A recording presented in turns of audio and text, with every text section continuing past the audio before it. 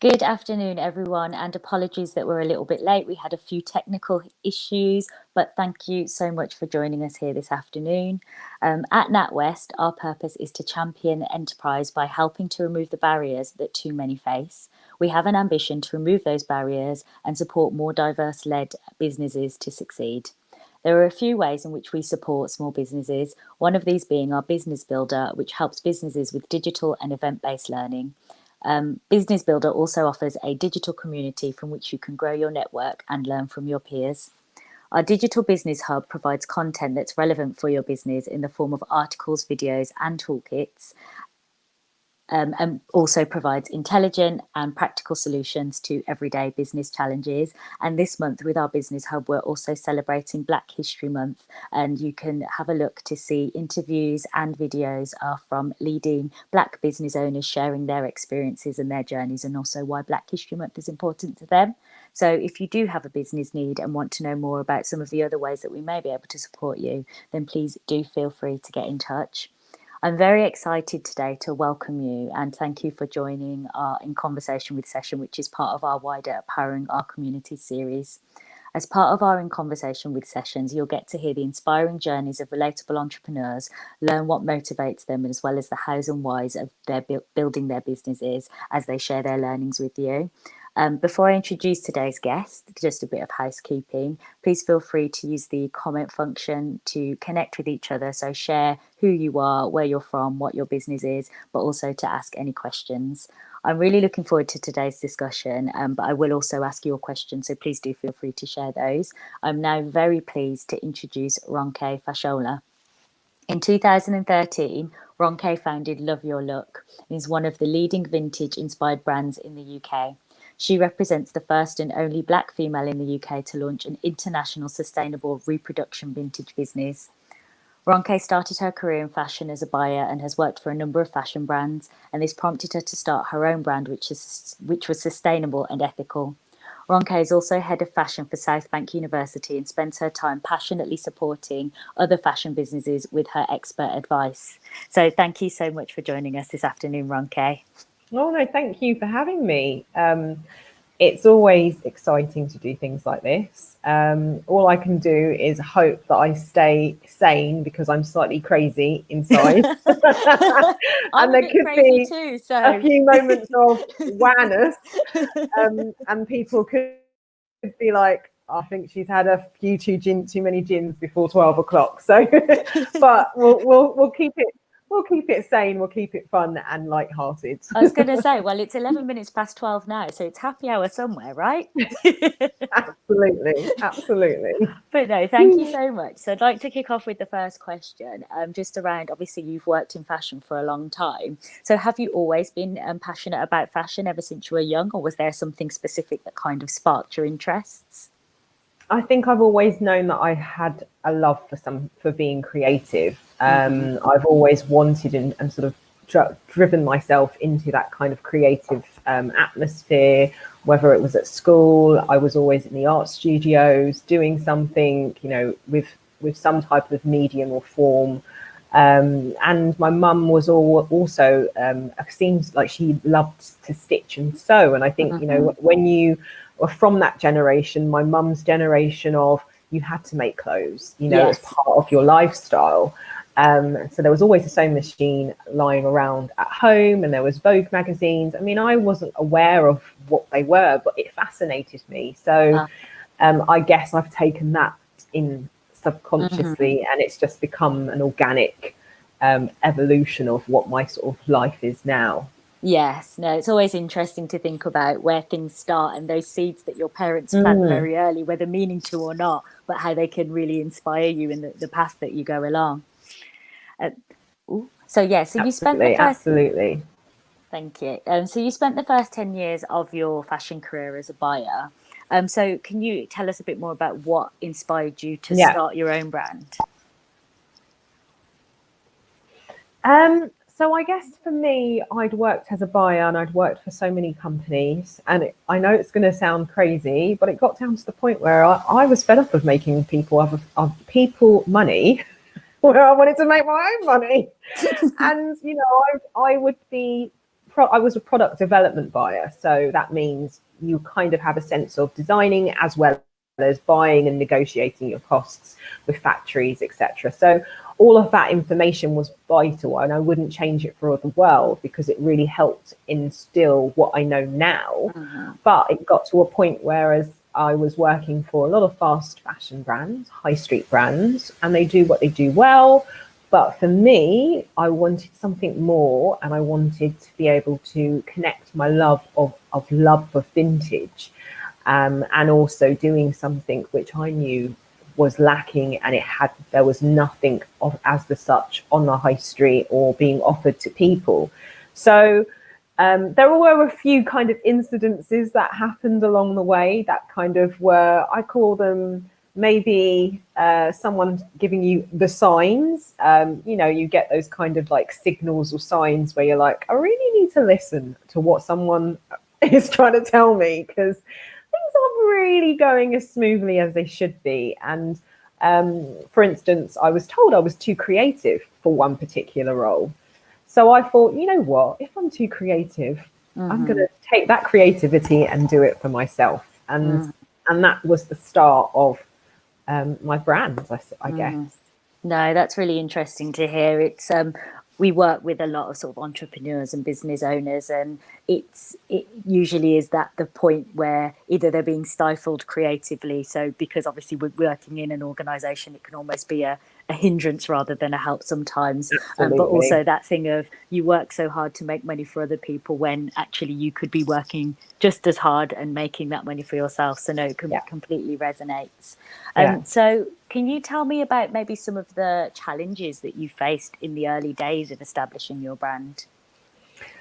Oh gosh, where to start? I suppose some of the early challenges were really kind of understanding who my customer was, and honing in and focusing on that particular customer. I think one of the biggest things when you start a brand that you're passionate about, or we start a business, is making the mistake of trying to do too much too soon. So I started off with just selling skirts and dresses, and then literally within a year I was like, I want to do children's wear, let's do this, let's do that. And and then you quickly realize actually that's not quite where your direction should be. So I feel that now I know what my bread and butter is for my brand, which is dresses. We do dresses fantastically, and we've got the most amazing prints, and people know who we are just from those two things. So though that was in the early days, I'd say, was kind of making sure I was confident enough to understand who I was producing for, and not feeling distracted by all the other situations that were happening in around me, and not listening too much to what people kept telling me as well, because I guess, everyone wants to put their 2 cents in. Oh, you should do this and you should do that. Oh, haven't you tried this? Oh, it'd be lovely if you did that. And you try and you start listening to people, and then in fact what you should be doing is listening to the sales, listening to what is coming into the bank, and focusing on how you can evolve and grow from what has been successful. But you live and learn. No, definitely. And I think sometimes it can be difficult, especially when starting out, that cutting through the noise of what's the right thing to do, what's the wrong thing. And almost, I think sometimes, like especially when you're a passionate person, you want to do everything because it's just like, it's exciting and new. So I can understand that. I want to do this, I want to do that. But I think really, like, it sounds like you've done really well figuring out those key things or figuring out who your customer is and where those sales are coming from, which so many early stage businesses struggle with in the beginning. Absolutely. I feel very confident about what our kind of what we want to be the best in the world, I suppose. If you look at that kind of talk about hedgehog theory kind of thing, what is it that we want to be the best of in the world? And that is prints and fantastic dresses combined together. So that for us has been something we've been focusing on in the past 5-6 years, and has been to great advantage to being still surviving today. Amazing, great to hear. And I guess in the prior to you setting up your business, would you say there are any learnings or skills that you gained from your buying experience that you've applied in like to your business? Oh yeah, absolutely. I'd say there was a huge amount. The negotiating, and negotiating in a nice way, and understanding the cost of how things are made, and working with your factory, directly. So I go to my factory twice a year, every year, and I have a very close relationship with my factory. They are Mm-hmm. pretty much a second family. I know everyone who stitches. I know who makes what. I've got that much of a close relationship with them, and so, for example, we had a dress that came out for Christmas, and it's an upcycled sequin made from dead stock sequins, and it's a difficult fabric to stitch. And I know how much they're paid, and I know how much this particular dress takes up in terms of time.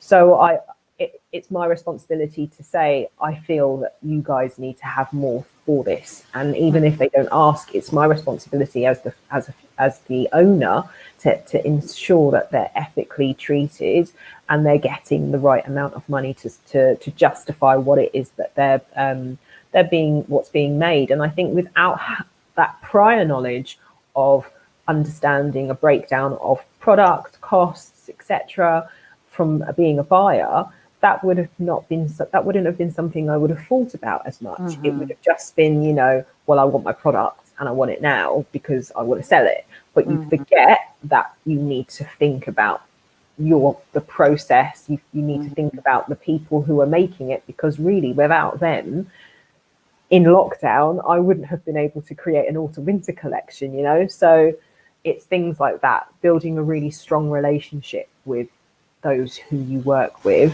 and understanding how to connect with them, I guess, for me, are the key things, because the creativity has always been there.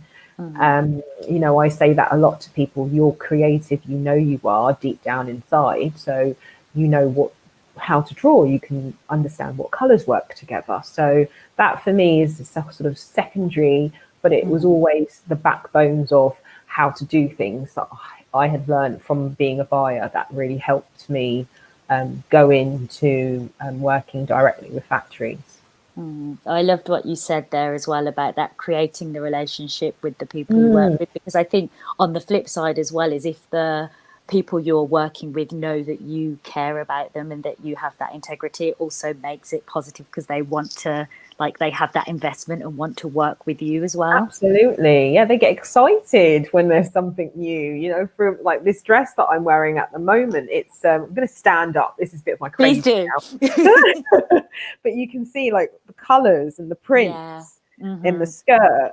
When this Mm-hmm. fabric came through, they called me straight away, and you could see they were all dancing because they were so excited. They were like, "Whoa, look at this fabric that's just arrived."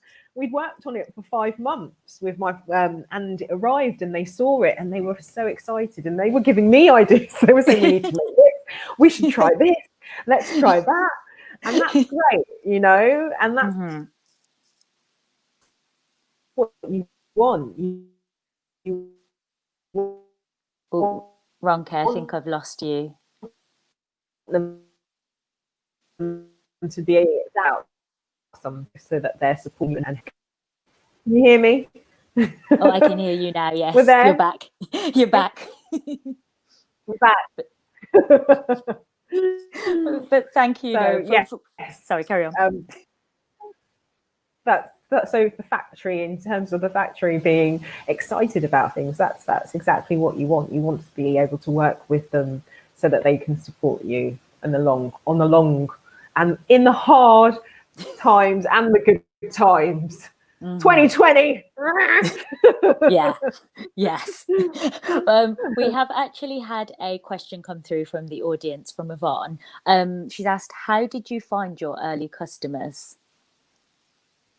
That's a good question. So I started off at market stalls. Like all the greats, you'll read all of their stories for where they had started designers as such.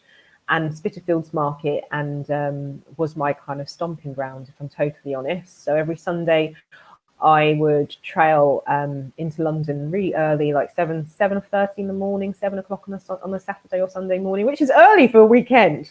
That is early. I'm not a Especially when morning you person, so I right, have so much respect. especially when you're working a 9 to 5 on a Mm-hmm. Monday to Friday. So I still had my full-time job, but I was building my business at the same time. So I would go to Spitalfields Market, and I would honestly say being on a market stall and talking to people and selling your product, there is nothing like it. Like, to be able to do that when you start a brand is essential, because you need to be able to build that relationship with customers, and they need to be able to trust you, to trust your brand and talk about you, and word of mouth and will obviously spread, but you're learning at the same time. So people would come to my stall, they try things on. I would be able to see the fit and talk to them and ask them questions directly. And that's how I started to build my connection with customers, and then obviously taking down their details. Now it's slightly different when you're asking for details. You obviously have to get them to tick the additional boxes. Before it was just like, can I have your email address?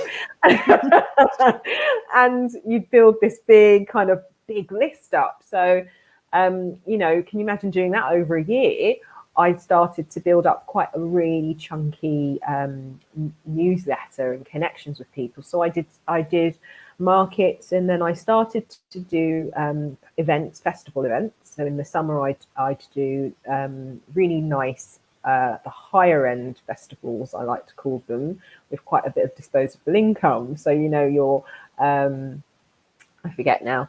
Oh, gone from the top of my head.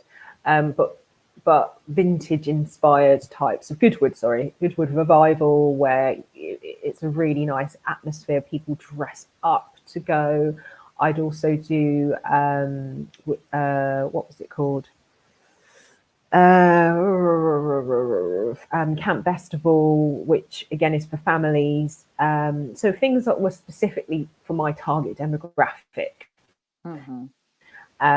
And that again was a way of me building up my early customer profile, and then people would recognize me and follow me on social media, because Instagram had only just taken off, so it wasn't really a new thing when I started. And that's kind of how I built my Facebook platform, etc., and then it just took off from there. And then I went into doing lots of pop-up shops. So after I did all of that, I decided, right, I want to do pop-up shops and focus on where people are buying from. So I saw that there was a connection of people buying from coastal areas, so Brighton and Whitstable and Leigh-on-Sea. And again, that's helped me build a really good connection in those areas. And South London, where I'm originally from. I used to live in Crystal Palace, so I used to have quite a really nice collection in South London, Dulwich area, etc. So yeah, it's a process,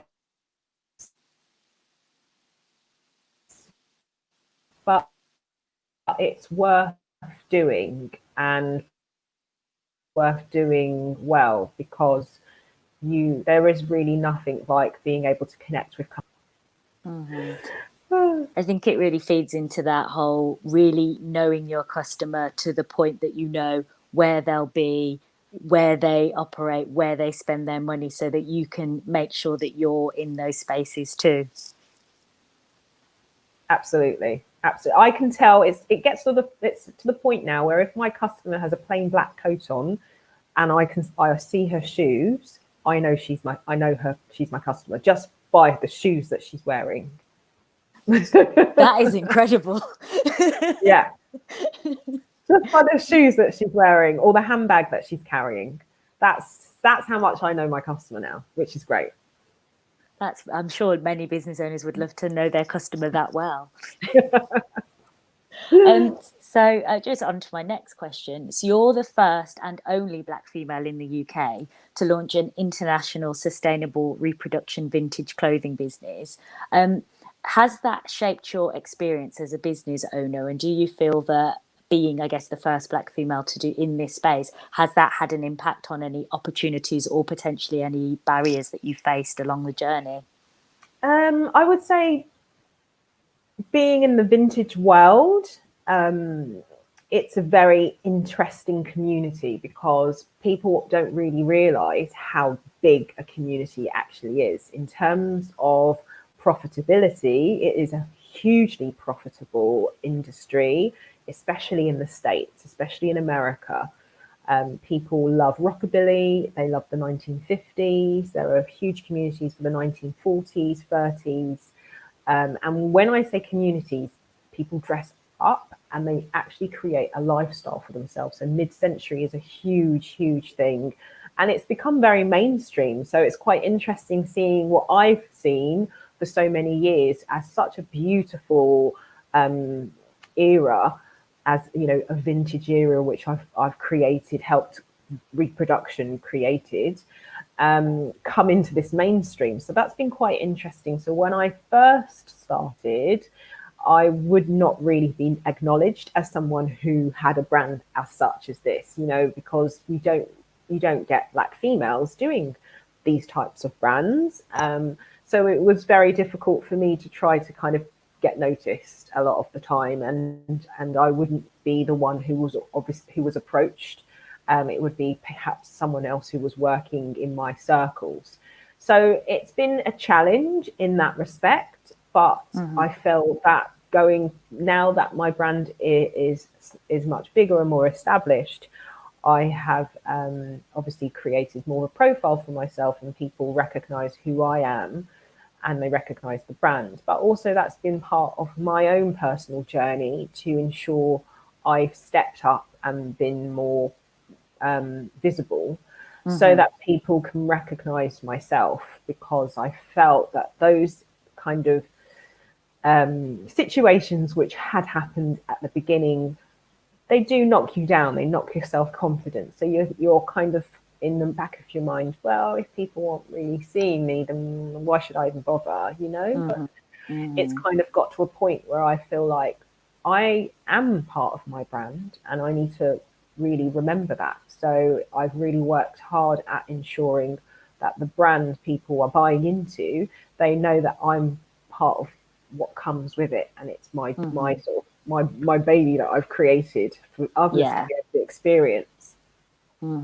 I think that you've touched some incredibly like insightful points, because I've heard in the past of business owners who, because of how they felt they'd be received or not received, they have essentially not wanted to be the face of their business. So they either pay someone else to go in and be at meetings for them, or they'll use their partner to lead all the meetings rather than being part of it themselves. But the point that you made about, for those future generations who want to be inspired and want to join that space, I think it's really great that you are wanting to be visible so that you can inspire other people who will want to join this industry too.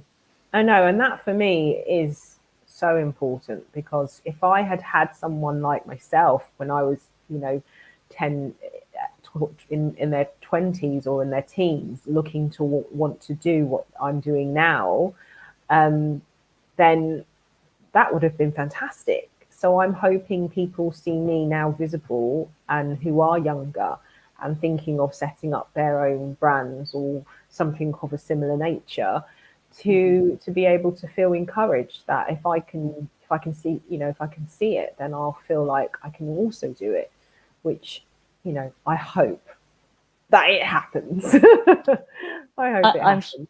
I'm sure it will. We do have another question from Yvonne. She's asked, do you think it's important to be the face, or indeed have a face, for a fashion brand?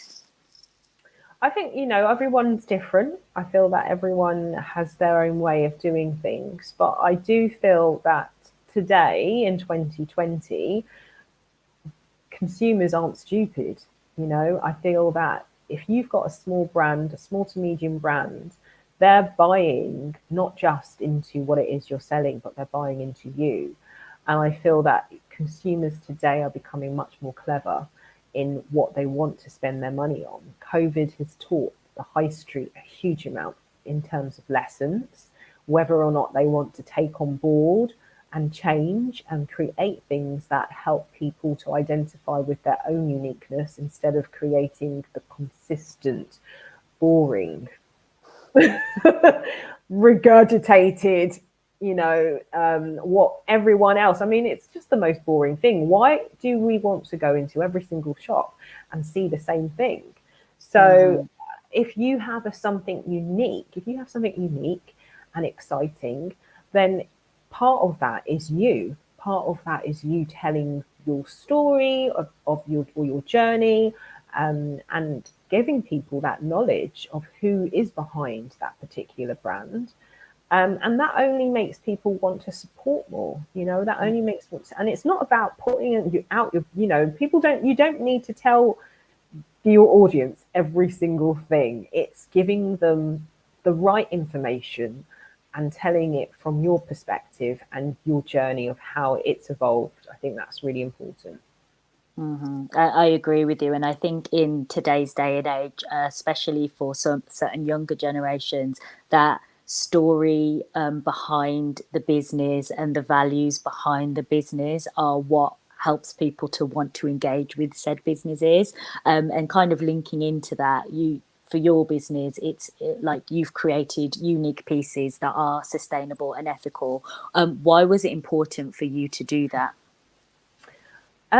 Well, again, going back to when I was working as a buyer, I always used to think, well, what happened to the things we'd cancel, for example?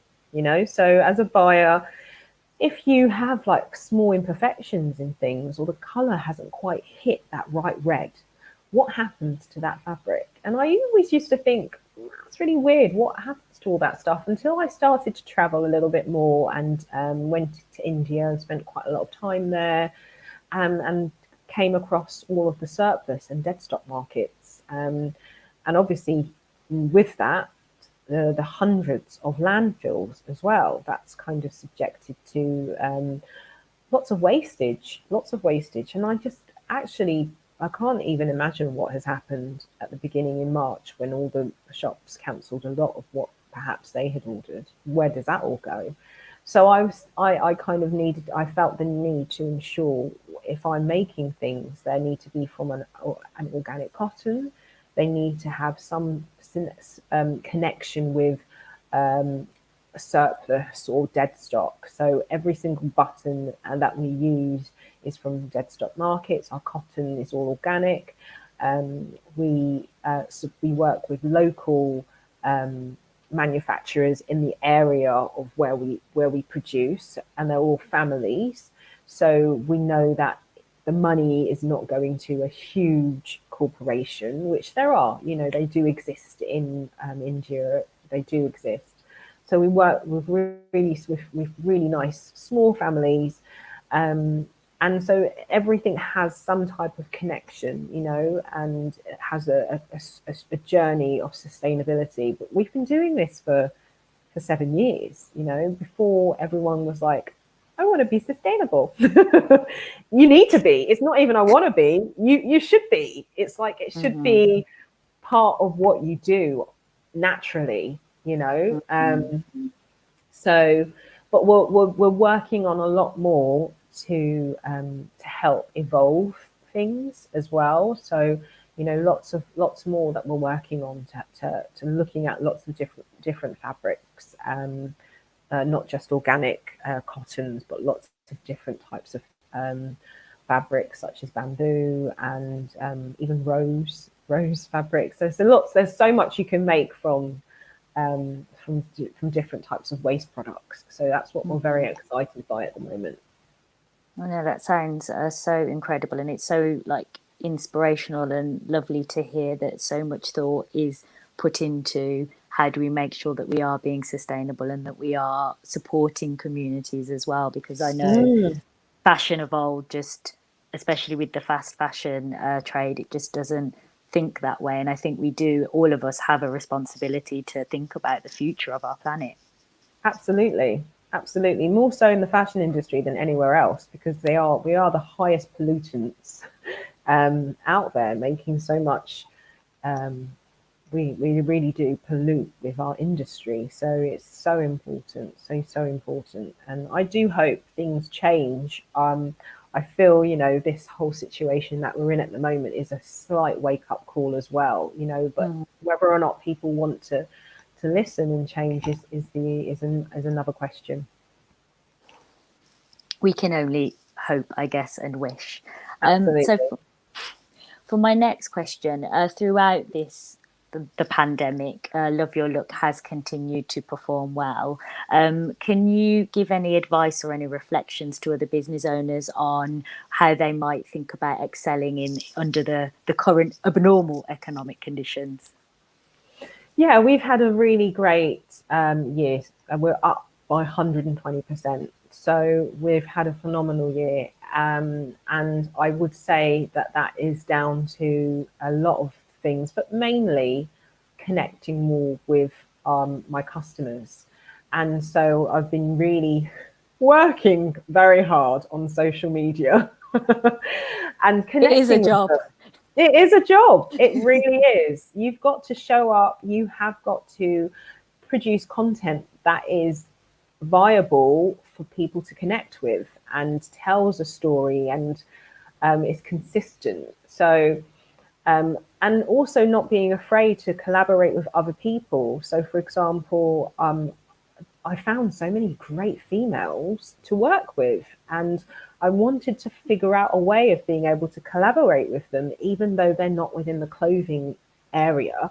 They have a connection. So, for example, one lady who is a great friend now, and you can have a look at her, she's called Interior Curve.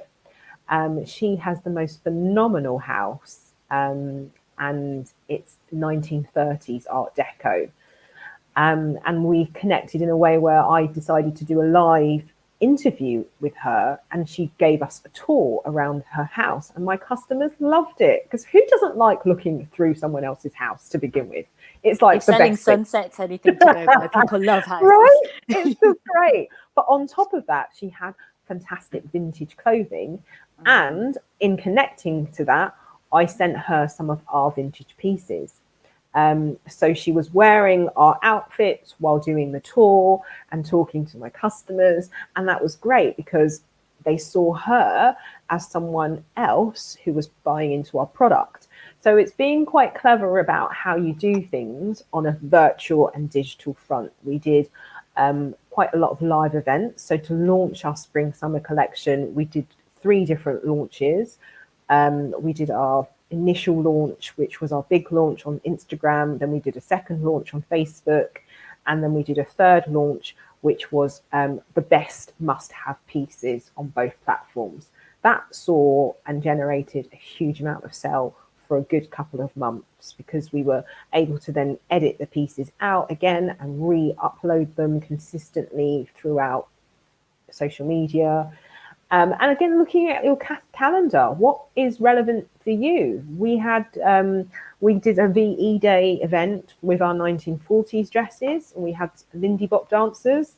We found a UK gin distillery maker who made cocktails live on. So there was a lot going on. But it's been a great experience, and it's made me realize the power of social media, but also how to utilize using virtual fronts such as this Zoom, live going live, just doing an impromptu live on your social media pages. So I'd say that has definitely helped our performance a huge amount. When the shops were all closed, we were still selling online, and we updated our website to make it easier for people to sell, to find things. So I'd say, again, that is something, if you want to invest in an area, make sure your website is working well, and you have easy options for people to be able to kind of use and buy into and kind of click on, etc. So all of that helped. Thank you so much for sharing that. It's really fascinating to hear all of those different ideas and the different things that you did to sort of engage with your customers as well. So obviously you've been working very, very hard over the past 7 years. And over that time, you've opened your 18 pop-up shops. Can you share about some of the experiences of growing and scaling the business? And if you were to go back and start again, is there anything that you might do differently? I really don't think. I'm sure there are, but you can't think off the top of your head. What would I do differently? Um, I really, honestly, I don't feel like I would do much differently. And to be honest, I always feel that maybe accessories is an area that I would love to get into and explore. But I really have enjoyed the journey, and I feel that I've taken it slowly and it's been organic. I've learned every single year, and I've kind of set myself. The pop-up shops were something I started. I in the recession, the first recession, Mary Porter's had the high street scheme, to rejuvenate the high street. Mm-hmm. And I won a shop in Forest Hill, and it was meant to be for 2 weeks. I won this shop in Forest Hill, South London, and it ended up being 8 months. So it was an amazing, basically had a shop for a whole year. And again, I connected with that community. And after that experience, that was my first pop-up shop. I then decided, right, if I could have a pop-up shop for 8 months, and I could do this every single year. Mm-hmm. So that's exactly what I decided to do, and I still do. I do, and I've just scaled up the shops. My other biggest shop I had was in House of Fraser and Oxford Circus, and that was for 3 weeks. Had a concession there. I won a competition, which allowed me to be able to have that space. But I've just scaled up. So we always have one very big pop-up shop in London in the Truman Brewery, which is just off Liverpool Street or Spitalfields in the big Brick Lane market area, but the indoor buildings. Normally they're taken over by really big brands, but what I tend to do is put a selection of brands in there that complement Love Your Look, and we create the most phenomenal 1 week of shopping excellence, and people walk into the space and they're just like, wow. It's just like, whoa, like people's faces. We've got umbrellas, we've got dancers, we have nails and hair, and it's just an amazing experience. And I think that for me, it's about that experience that I learned. What do people want when they walk into a shop? Mm-hmm. It's not just about shopping. So the 18 pop-up shops have been great, and they're still going. And eventually we'll have our own solid brick and mortar store. But the pop-up shops have been really, really profitable and really good for us. And not having a contract obviously also helps, because if we did have a contract today, we'd be stuck. So yeah, it's sometimes, as they say, like the world works the way it's supposed to, or God moves in mysterious ways, as they say. Absolutely. We have another question from Yvonne. Have you been on the investment journey? I have, and I'm on the investment journey, and I'm very excited because I'm hoping it's coming towards the end. Well, I say that, but we've still got quite a bit of work to do, but we're definitely at the point of where we're looking for investors anyway. So that for me is my biggest goal for the end of this year and the start of 2021, is to have an investor who can help us scale to that next level, to grow on an international level and really take over on an e-commerce platform. So what I would love to be able to have is an e-commerce platform that rivals what these fast fashion ones are doing, but offering clothes to women who really want good quality, unique and exciting fashion that's going to just make them feel fabulous, make them feel so excited to want to get dressed in the morning, and that fits their shape and works for their body shape. It's not a crop top. It's not cycling shorts. It's something that they can wear. And those are the comments that we get. We get those comments. We get all those comments every single day. So I really do hope that there's And I know, not even hope, I know there's an investor out there who will want us. And when it does happen, I cannot wait. I cannot wait. I'm very excited and I know it will happen. Well, hopefully they are watching this today. So any investors, or if anybody watching knows any investors, please do connect them in with Ronke, because it sounds like it's such an excellent thing you're doing. Um, And not only that, sorry, if carry any on. investors are watching, you'll obviously have a right laugh because you've seen me now. Well, I've been having a riot over the past sort of 35 minutes.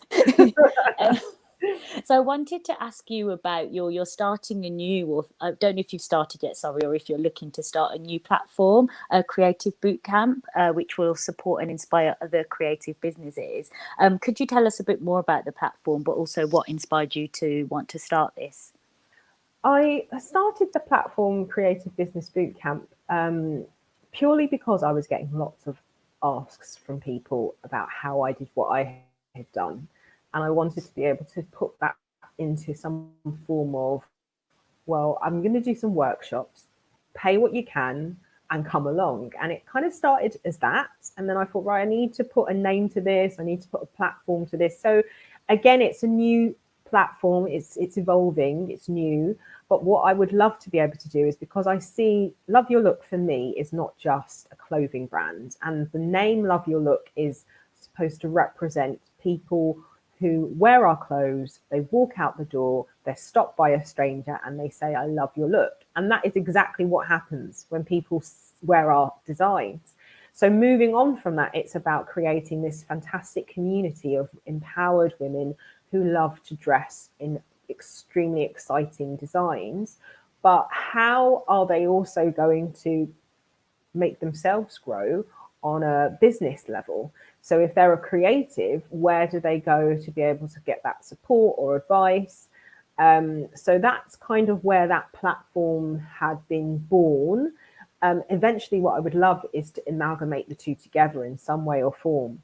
But at the moment, it's very much of a space for anyone who is a creative and they're wanting to connect with other creatives and gain business advice from myself, and do it in a really kind of safe space. Mm-hmm. Thank you. And from that, it's you're so passionate about sort of supporting other fashion businesses and inspiring future fashion. Gosh, I've forgotten the word. See, it happens to me too. Future like fashion industry people. Let's say that. That is not Yeah, what I was trying to say. absolutely. Um, so, how important do you think it is for people to, sort of, I guess, network within the industry, and for startups and small businesses to connect with other people within the same industry? I think it's important because, you know, when you're in your industry, you have things that happen to you, and only others who have been there will understand. So it's always nice to have that kind of connection and conversation with people who perhaps have been through similar journeys. So I feel that having a platform as such for you to be able to have um, others who can support you, can give you advice, can perhaps tell you what not to do before you do it wrong is also a really good thing. And there are a lot of people out there who have want to take their hobby to that next level. So I think that absolutely it's a hugely important thing to be able to have a connection with others who are like-minded. Thank you. And have you received any advice that you still remember today, or that was maybe integral for you when you were starting out your business? Um, mm, if I'm totally honest, there were really very little platforms when I was starting my Mm, business for mm-hmm, creatives. In actual fact, I don't actually think there were any. There were communities, and I mm-hmm, feel that that is probably why I really enjoyed doing the Spitalfields market, because I knew that every other Sunday, or at least twice a month, I would be in this situation with great people who love vintage. And if it wasn't clothes, they really appreciated clothes, the interior, sorry, the cars, and the music, because you know I absolutely love anything that sort of predates the 80s. I love, you know, in terms of music as well. So it was just being in that scenario with others. And obviously I could take my mum with me because that's kind of like her eras. So I'm an old soul at heart, to be fair. But there weren't really any platforms, there weren't any sort of support groups as such. Mm-hmm. Or the other students I went to university with. But apart from that, we were all kind of connected Mm-hmm. together. And yeah. And Mm-hmm. when I had my Saturday job, I guess, when I used to work as a student, and I work as a sales assistant when I was younger. And those people, again, those were all creatives because Mm-hmm. I'd work with actors and actresses, all trying to pay their bills, and Mm-hmm. musicians. So yeah, that was the name of the game back in the day. No, that makes sense. And you've been on a few different accelerator programs. Could you tell us about the support you've received, and is it something that you would recommend to others, or? Yeah, so the accelerator program I'm on at the moment with NatWest has been an absolute blessing, because being able to have someone to just talk to and ask questions and give me advice and give me support on a business and professional and financial and marketing, it's all there. So it's been really invaluable. I'm quite sad that it's coming to the end of the year because I know what will happen next year. I won't be able to. I won't have that connection as much. But I would definitely say that having support, if you can, get it from accelerator programs, is amazing. And we have our own kind of WhatsApp group as well for people who are creatives within that community. So again, it doesn't just stop when you have your mentor meetings and all of the additional workshops. There are so many that you can go and get involved in, but you can also discuss and talk about things on WhatsApp. So we're always like, oh, have you tried this? Do you know this person? Has anyone got any recommendations for this? And so it's almost like a life thing that you build when you join an accelerator program, especially Mhm. from what I have had at NatWest. I know that it's not going to be something that stops. I'll be able to take it on going forward and to continue with the connections that I've made. Thank you. We've got another question from Yvonne, and then I have one final question. The last hour has gone very fast, actually. Um, so, with female founders receiving only 2% of funds and BAME companies even less, are there any hacks that you have for looking at investment or funding, or any that you've learned from anybody else? Well, I mean, from the information that I've been asked, I've asked of others, really seems to be very much what I'm using at the same time. And a lot of it comes from LinkedIn, and utilizing that as an amazing platform. So that really is my main focus, but also connecting with people who have been successful in the fashion or creative industry of gaining funding, and networking with them to see if they can put me in front of people who they know. I was very lucky at the beginning. When I started the accelerator program at NatWest, that was actually a question that came up. And someone said that exact answer in terms of LinkedIn. And I thought, okay, well, I'm going to investigate LinkedIn myself. And that's actually how I found someone who has been supporting and mentoring me in the fashion industry. And he does have connections with investors as well. So it's all in relation. I feel that you get what you put out in terms of reaching out to people, and I feel that that's the same with any type of maybe job opportunity that you're looking for. You just have to kind of reach out. So that's been my tactic so far. Mhm. If it wasn't for COVID, I would be setting up appointments and showing up at people's offices, because that's just how I roll. So, being brave, Being connecting brave. with people, Yeah, and I think just thinking about it as this is an ongoing relationship building thing. And absolutely. Absolutely. I mean, yeah, I think people who know me know that I'm I like to just go for it and just see what happens, because what's the worst they can do is say no, but there's a reason why they said no, and if you can work on it you can always go back. Mm-hmm. And equally, it So might be that they may be able to introduce you to other people as well. So absolutely, there's never absolutely, a negative to at least trying to reach out. totally. So thank you so much, Ronke. So I have one final question for you, but I just want to say you've been an absolutely fantastic guest. So thank you. Um, Oh, thanks. as you'll know, there's been an ever increasing focus on well-being, which we know is important, especially within the entrepreneur population, but also especially with the backdrop of coronavirus and how that has, well, taken the world hostage is, I don't think, too light of a term to use. So outside of your sort of busy work schedule, what do you do in your spare time that helps you to unwind? Or is there no unwinding? Is that a silly question? Well, I'm laughing because there is a little bit of less unwinding time at the moment, but um, what do I like to do? It doesn't help that the world obviously has been shut down, but what I love to do if the world was at its normal pace, I love traveling. I love exploring. I love going to the museums. I absolutely love going to the V&A, Natural History Museum, um, exhibitions. I'm a huge film buff, so I really enjoy films. I love old films as well. Like I said, anything. I just watched Some Like It Hot for the God knows how many times with Marilyn Monroe, just to like reassess the costume situation. And yeah, I think those are my kind of big things that I love to do. And then on top of that, I'm a sucker for a good massage or a spa treatment, and Oh.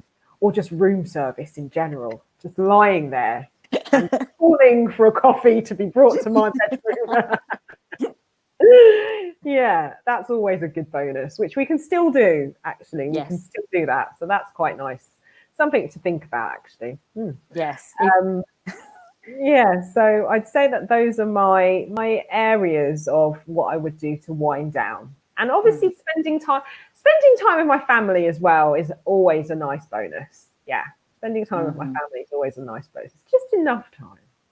Yeah, not too much, but just enough. Just enough. But no, thank you so much, Ronke. You've been incredible, and I hope everyone joins me in saying thank you and giving you a massive round of applause, even though we can't hear those anymore via virtual platforms.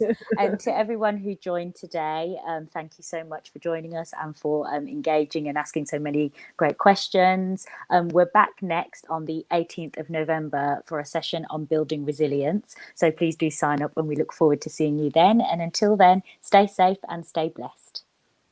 See ya.